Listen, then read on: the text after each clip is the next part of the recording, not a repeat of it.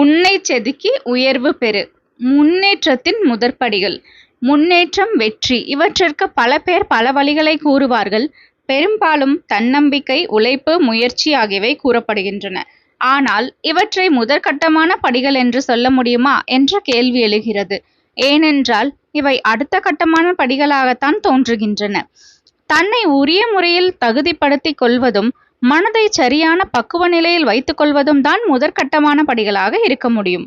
சும்மாவே முயற்சி செய்கிறேன் என்றோ உழைக்கிறேன் என்றோ ஒருவன் எதையாவது செய்து கொண்டிருந்தால் எத்தனை காலமானாலும் காலம்தான் விரயமாகுமே தவிர பலன் இருக்கப் போவதில்லை. ஒரு துறையிலோ செயலிலோ இறங்குபவர்கள் அதில் தங்கள் அறிவை வளர்த்து கொண்டு சிந்தனையை ஒருமுகப்படுத்த வேண்டும். ஒரு துறையில் ஒருவர் ஈடுபட்டால் அதில் அவருடைய தகவல் அறிவு, கேள்வி ஞானம், ஆழ்ந்த சிந்தனை போன்ற அம்சங்கள் வளர்ந்தால்தான் அதில் அவர் சிறந்து விளங்க முடியும். அரைகுறையாய் தெரிந்து கொண்டு தங்களை மேதாவிகளாய் நினைத்து கொள்வதும் சிறப்புகளை பெற வேண்டும் என்றும் எதிர்பார்ப்பதும் தவறு. அவர் படித்தாரா, இவர் படித்தாரா என்று சில பிரபலங்களை மேற்கோள் காட்டுவதில் பயனில்லை. சுயமாக தங்களுடைய அறிவு தகுதியை வளர்த்து கொள்ள வேண்டும். கல்வி தகுதி இல்லாத பிரபலங்கள் சிலர் அப்படித்தான் தங்கள் அறிவு தகுதியை வளர்த்து கொண்டார்கள் என்பதை மறந்துவிடக்கூடாது. உழைத்தல் என்பது எதை குறிக்கிறது என்பதை ஒழுங்காக புரிந்து கொள்ள வேண்டும். நூல்களை படிக்க படிக்க தன்னிடம் உள்ள அறியாமை வெளிப்படும் என்று திருவள்ளுவர் கூறுகிறார். எனவே அறிந்து கொள்ளுதல் என்பது தொடர்ந்து நிகழ வேண்டும். ஆகவே உழைப்பு என்பது செயலின் பொருட்டு என்பதோடு மட்டும் நின்றுவிடக்கூடாது. தன்னை மேலும் தகுதிப்படுத்திக் கொள்வதற்காகவும் கற்றுக்கொள்வதற்காகவும் ஒருவன் உழைக்க வேண்டும். அதுவும் உழைப்பின் ஒரு அங்கமாக வேண்டும். தகுதி வளர்ந்தால்தான் செயலில் வெற்றி சிறந்தோங்கும். அடுத்ததாக, தொடர்ந்து தங்கள் மனதை அதற்கு ஒத்துழைக்கும் வகையில் தயார்படுத்த வேண்டும். மனம் செம்மையாக ஏற்றதாக இயங்கினால்தான் உயர்வு ஏற்படும்.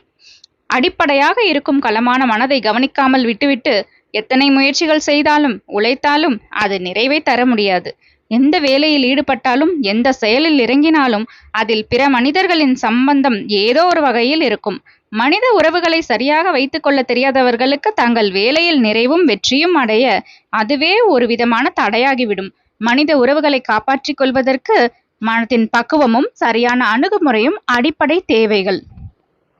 மற்றவர்களுடன் மனக்கசப்புகளை வளர்த்து கொள்வதும் போராடி கொண்டிருப்பதும் ஒருவன் தன் விருப்பமான துறையில் வெற்றி பெற தடையாகிவிடும்.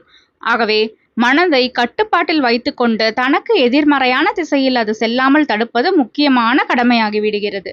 உணர்ச்சி வசப்படுவதில் எல்லை மீறுவது, அளவுக்கு மீறி கோபப்படுவது, பிறர் பேச்சையோ செயலையோ அடிக்கடி தவறாக புரிந்து கொள்வது, தம்முடன் தொடர்புடைய மனிதர்களிடம் இணக்கமாக இல்லாமை, தேவையில்லாமல் பிற மனிதர்களை பற்றிய விஷயங்களில் சிந்தனையை வீணாக்குதல் போன்ற பல அம்சங்கள் வளர்ந்து கொண்டே போனால் அது ஒருவன் தன்னை உயர்த்தி கொள்வதற்கு எதிரான சக்தியாகிவிடும்.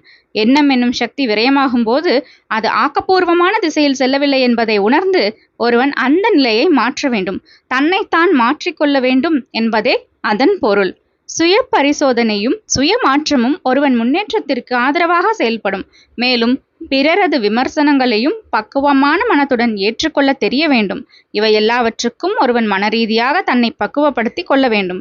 வேறு விதமாக கூற வேண்டுமானால் அறிவு தகுதி, மனத்தகுதி என்ற இரண்டும் முன்னேற்றத்தின் முதற்படிகளாகும்.